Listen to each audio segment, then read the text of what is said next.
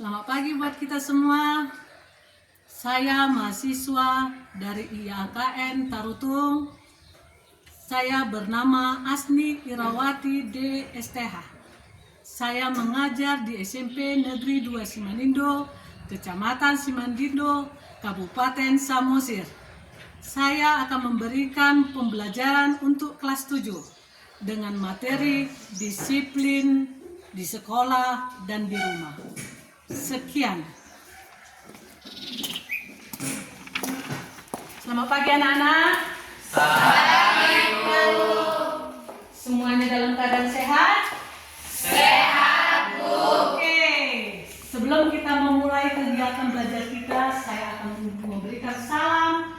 Selamat pagi buat anak didik kami semua. Pagi luar biasa. Tangan dulu. Kita mulai kegiatan belajar kita seperti biasa. Kalau untuk belajar agama diawali dengan nyanyian dan doa. Bagi siswa kami yang bersedia untuk membawakan lagu dan doa, silakan ke depan. Bapak Ibu.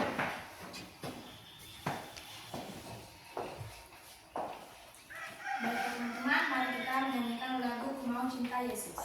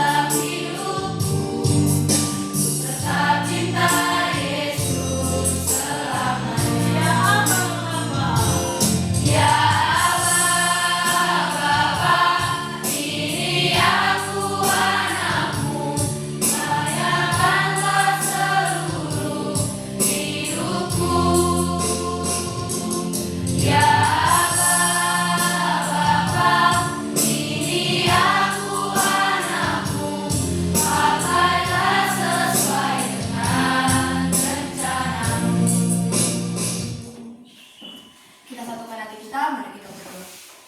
Kami ucap syukur kepada Tuhan buat hari ini yang telah Kau berikan kepada kami. Ya Tuhan Yesus, pada saat ini kami ingin memulai proses belajar mengajar kami, berkatilah agar dapat berjalan dengan baik. Berkati kami, orang tua kami, guru-guru kami, dan saudara kami dimanapun mereka berada. Kau tahu kami adalah anak-Mu yang tidak luput dari dosa, hapuskanlah segala dosa-dosa kami. Terima kasih Tuhan, amin. Amin. Silakan dulu. Oke, semuanya berdiri, kita menyanyikan lagu Garuda Pancasila.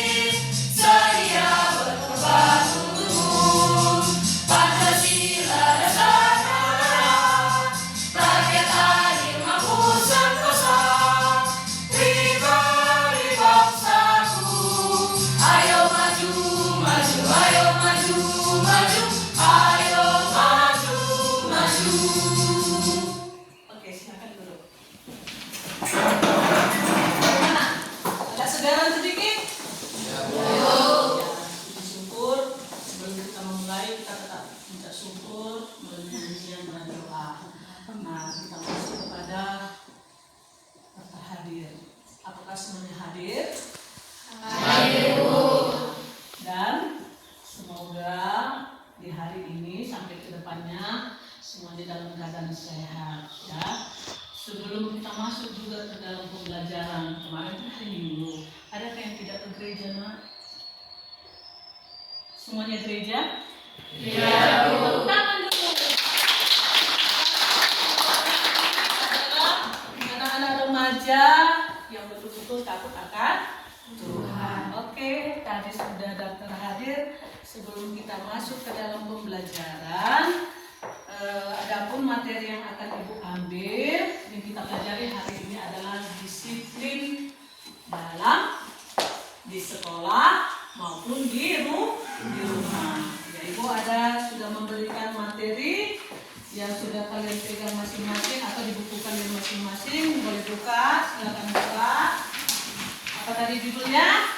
Disiplin di sekolah dan di rumah. Sebelum masuk kepada materi, Ibu masukkan ke dalam fokus. Alangkah baiknya kita terlebih dahulu apa yang menjadi tujuan pembelajaran hari ini. Jadi Ibu ada 2 ambil yang menjadi tujuan pembelajaran hari ini, yaitu supaya peserta didik mampu menjelaskan arti disiplin. Karena judulnya ataupun temanya tadi apa? Disiplin di sekolah dan di rumah. Jadi kita tahu dulu intisari daripada disiplin tersebut. Baru yang kedua, bisa menyikapi bagaimana disiplin yang baik di sekolah dan di rumah. Nah, kalau kita ingat dulu dalam kehidupan kita sehari-hari, kalau Ibu bertanya, pernahkah kalian melakukan kedisiplinan di sekolah? Pernah nggak? Pernah, Bu. Kalau di rumah? Pernah. Kalau kalian sudah pernah melakukan kedisiplinan itu, berarti kalian sudah tahu atau sudah paham apa arti daripada disiplin. Oke, kita akan memulai materi kita pada saat ini. Boleh kalian lihat di depan. Nampak? Nampak ya? Mau tunggu lagi berputar. Oke. Arti daripada disiplin. Yuk, kita baca sama-sama poin yang pertama. Disiplin 2-3 ya. Disiplin berasal dari kata lain disiplina, pelajaran atau pendidikan kesepakatan dan orangnya serta pengembangan tabiat. Poin kedua, cuma laki-laki 2-3 ya. Disiplin adalah suatu sikap, perilaku, dan perbuatan yang sesuai dengan peraturan, baik tertulis maupun tidak tertulis. Mana yang lebih enak kalian rasa menghafal arti daripada disiplin tersebut? Poin keberapa? 1, 2, Yang kedua, coba disiplin adalah sikap, perilaku dan perbuatan yang sesuai dengan peraturan yang tertulis maupun tidak tertulis. Coba tangkap. Disiplin adalah 2, 3 ya. Disiplin adalah suatu sikap, perilaku, dan perbuatan yang sesuai dengan peraturan baik tertulis maupun tidak tertulis. Kalau kalian merasa kalian itu sudah disiplin di sekolah, sesuai enggak dengan peraturan itu? Peraturan yang ada di sekolah. Apa salah satu contohnya? Tidak boleh terlambat. Peraturan itu harus memakai beg nama, harus memakai sepatu warna hitam dan kaos kaki putih. Itu juga merupakan salah satu peraturan. Nah sekarang yang mau ditanyakan, apakah yang kalian lakukan itu menurut kalian itu disiplin dan sesuai dengan peraturan yang ada di sekolah tersebut? Itu nanti kita bisa lihat dari materi selanjutnya. Ini masih intisari. Coba tutup matanya. Masih diingat artinya? Disiplin adalah, semua tutup matanya. Ayo, 2, 2, 3 ya. Disiplin adalah suatu sikap, perilaku, dan perbuatan yang sesuai dengan peraturan tertulis maupun tidak tertulis. Kalau tidak tertulis apa? Buka matanya. Yang tidak tertulis contohnya apa? Siapa yang bisa menjawab? Yang tertulis contohnya? Peraturan yang tertulis. Apa? Kalau di sekolah, contohnya apa? Datang tepat waktu. Ada nggak tertulis di situ? Menjaga kebersihan. Tertulis itu kan? Jagalah kebersihan, membuang sampah pada tempatnya. Kan tertulis itu kan? Jadi kalau yang tidak tertulis, apa salah satu contohnya? Menurut kamu itu disiplin nggak? Kalau nggak disiplin berarti tidak boleh dilakukan. Yang tidak tertulis, jangan nggak tertulis nggak? Ada nggak di situ di sekolah itu? Tidak boleh berbohong buat siswa kami. Tertulis tidak? Tidak tertulis. Tapi itu tidak boleh dilakukan oleh manusia. Kalau kita hubungkan dengan agama, itu sudah melanggar hukum tak. Oke, kita masuk, itu masih intisari daripada arti disiplin. Selanjutnya kita buka selanjutnya, yaitu nih, fungsi daripada disiplin. Boleh buka bukunya? Apa yang menjadi fungsi daripada disiplin? Yang pertama apa itu? Untuk menata kehidupan bersama. Untuk menata kehidupan bersama. Kita baca mulai dari di sekolah. 2, 3 ya. Di sekolah untuk menata kehidupan peserta didik di sekolah demi terwujudnya proses belajar mengajar yang baik dan berkualitas. Di rumah untuk menata kehidupan keluarga sehingga tiap orang paham apa yang menjadi hak dan kewajibannya dan bagaimana melaksanakannya. Itu fungsi daripada disiplin. Ketika di sekolah, maka apa yang terjadi? Terwujudnya proses belajar mengajar yang baik. Bukan hanya baik, tapi berkualitas. Kalau disiplin, kerjakan tugasnya. Kan itunya. Kalau kita kebersihan setiap pagi, lingkungan itu menjadi bersih, menjadi indah. Kan teratur dia. Sehingga fungsi daripada disiplin itu terlaksana. Sama kayak seperti di rumah. Apa yang dikatakan tadi? Kalau di rumah apa? Sehingga tiap orang paham apa yang menjadi hak dan kewajiban. Apa hakmu? Memperoleh pendidikan, memperoleh perlindungan dari orang tua. Apa kewajibanmu? Bantu orang tuamu, masak di rumah, menyapu, mencuci piring dan yang lainnya. Itulah kewajibanmu. Untuk poin yang pertama. Yang kedua, unsur paksaan. Silakan baca oleh Sian Freddy. Unsur paksaan. Faktor yang mendorong terbentuknya disiplin adalah dorongan dari dalam diri, namun dalam rangka mewujudkan disiplin, ada juga dorongan dari luar diri, yaitu paksaan karena sesuatu merupakan aturan, mau tidak mau harus dijalani, jika tidak maka seseorang akan berhadapan dengan sanksi dan hukuman. Oke, harus dan harus tidak boleh terlambat.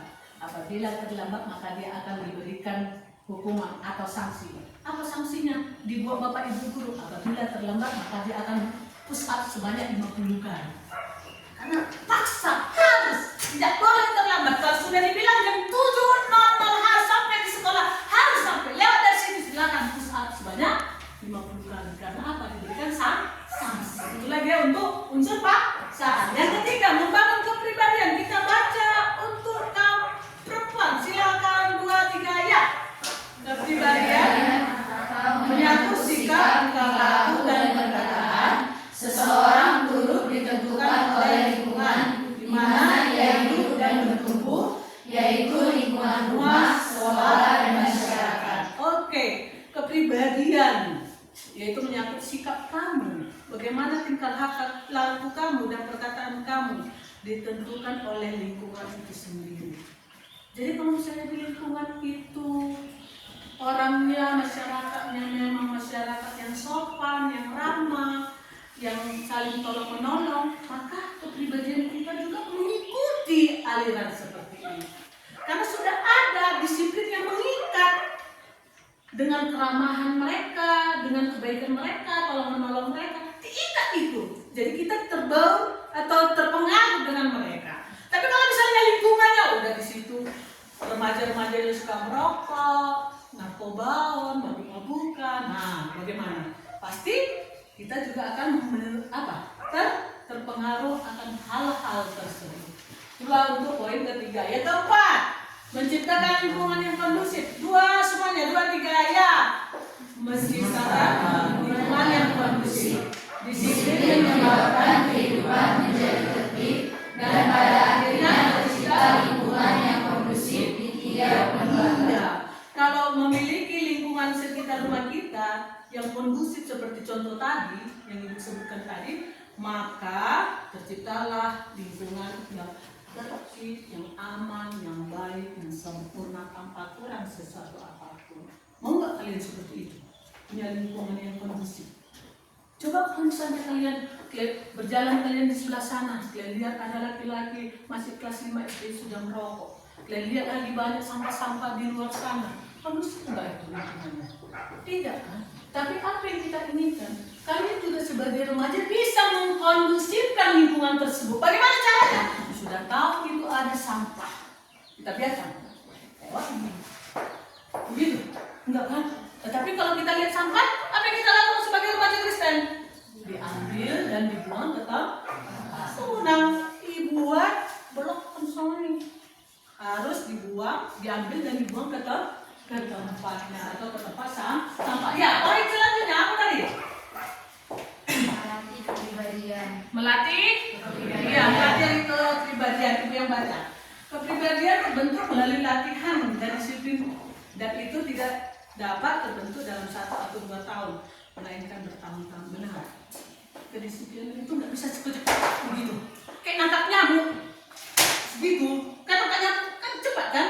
Karena kita lihat itu nyamuk, gitu enggak. Kita seperti mau menangkap kadal atau menangkap ular. Menangkap ular mana bisa kita gitu terus kita ambil, kita pegang lehernya kan nggak mungkin kan? Tidak, pelan-pelan langkah, pelan satu langkah. Oh tunggu, oh ya, aduh mau maju dia, silakan. Oh gitu. Jadi kedisiplinan itu membutuhkan waktu sampai bertahun-tahun, sehingga nanti kalian sesudah tua nanti, kalau sudah didasari dengan kedisiplinan, sampai tua juga kalian tetap disiplin. Sampai cucu-cucu kalian pun pasti disiplin. Kenapa? Sudah diajari orang tuanya, sudah diajari opungnya, nggak boleh merokok. Kalau cuci tangan, apalagi di rumah, kalau cuci tangan sebelum makan harus cuci tangan. Kalau orang tua mau berbicara, jangan ikut kau berbicara.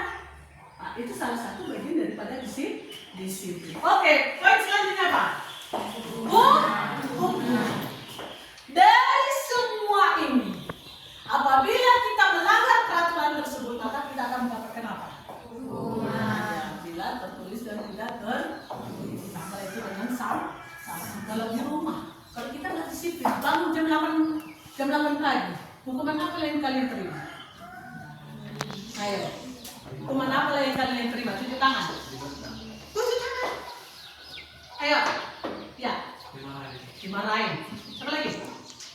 Hanya si Repino yang dimarahin. Selebihnya dicubit. Lama-lama. Torina, ada lagi yang disiram dengan air? Ada. Bangkau disiram langsung pakai air. Ada yang seperti ini. Udah. Jadi dari 1, 2, 3, 4, 5, 6. Ada berapa? 6 fungsi. Itulah dia untuk fungsi. Selanjutnya. Kita lihat selanjutnya. Apa selanjutnya? Tujuan. Sama-sama kita baca tujuan daripada disiplin. 1, 2, 3 ya. 1. Memiliki pengetahuan dan pengertian sosial mengenai hak milik orang lain. Yang kedua, mengerti larangan-larangan dan segera menurut untuk menjalankan tugasnya. Sudah diterangkan poin pertama dan poin kedua. Jadi kalau misalnya kita sudah melakukannya, kita punya tujuan supaya apa? Memiliki pengetahuan dan pengertian. Yang kedua, mengerti larang. Oh, itu nggak boleh. Oh, itu dilarang. Yang namanya bercinta, lihat umurnya, lihat keadaannya, dilarang keras kan ini loh. Udah tahu kita itu kalau kita punya disiplin di diri masing-masing. Ya, yang ketiga, mengerti tingkah laku yang baik dan yang buruk. Seperti si Repino. Sudah tahu mamanya nggak suka lama-lama bangun pagi-pagi. Ya marah-marah mamanya. Udah tahu dia itu tidak baik. Mulu anak tanya mana hati mama itu. Udah tahu dia itu adalah perbuatan yang buruk bagi dia. Perbaiki. Karena itu bukan sikap disiplin. Yang keempat apa? Belajar mengendalikan keinginan dan berbuat sesuatu tanpa merasa terancam oleh hukum. Perbaiki Repino, perbaiki semuanya, Dimas, Kristina, Grace dan yang lain, perbaiki. Karena apa? Kita harus bisa belajar mengendalikan diri, mengendalikan diri untuk melakukan disiplin yang baik. Jadi ini dibuang segala larangan yang itu yang sudah kita tahu itu adalah tidak baik, itu dibuang. Supaya kita membiasakan diri untuk disiplin baik di sekolah maupun di rumah. Oke, selanjutnya. Ini saya ada gambar nih. Ayo, gambar pertama. Apa itu? Di atas, apa judulnya? Sikap disiplin di sekolah. Ya, yang pertama apa? Membantu orang tua di rumah. Yang kedua? Beribadah setiap waktu. Yang ketiga? Berpakai seragam di sekolah. Yang keempat? Memakai pakaian seragam ketika sedang belajar. Nah, ini siapa yang nggak pernah? Siapa yang melanggar? Poin keempat. Yang pernah melanggar tidak memakai pakaian seragam ketika belajar. Ada? Gak ada. Bagus. Yang ini so pasti ya.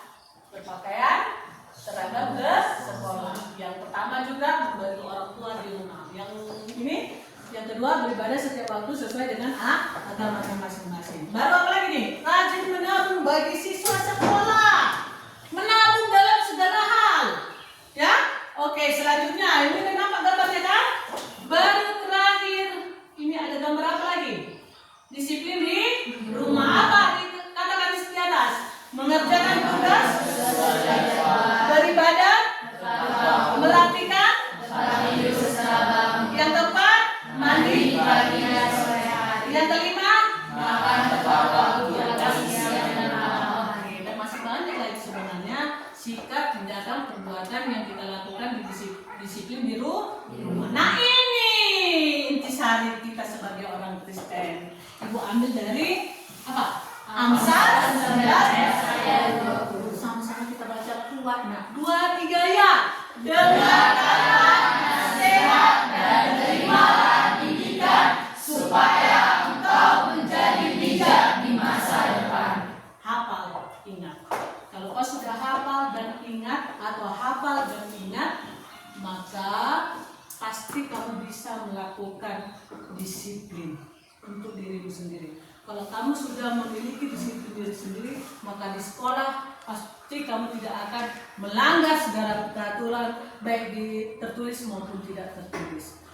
Kalau kita sudah memiliki disiplin, maka kita pasti akan ke gereja, maka kita akan mendengarkan nasihat daripada orang tua.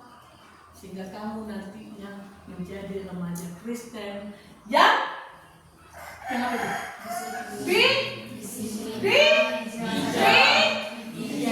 Bijak dan bijak di masa. Ayo kita baca sama-sama Amsal 23 ya. Amsal 19 ayat 20. Dengarkanlah nasihat dan terimalah didikan supaya engkau menjadi bijak di masa depan. Ibu harap semua materi yang hari ini kamu dengarkan pegang lagi dan laksanakan dalam kehidupan sehari. Boleh? Siap? Siap. Tuhan, saya siap untuk melaksanakannya. 2, 3 ya. Tuhan, saya siap untuk melaksanakannya. Oke, amin. Kita tutup dengan doa yang dibawakan oleh. Ya, silakan anak-anak Bunita. Kita berdoa. Terima kasih Tuhan atas berkat dan penyertaan-Mu yang saat ini Tuhan. Ya Tuhan, kami telah selesai melakukan proses belajar dan mengajar. Buatlah pelajaran yang kami terima hari ini menjadi bekal kami di masa depan. Lindungilah guru-guru kami, orang tua kami, dan segala kami melakukan mereka berada Tuhan. Kau tahu kami akan menjadi penaruh dosa, ampunilah segala dosa kami Tuhan. Terima kasih Tuhan. Amin. Amin. Shalom.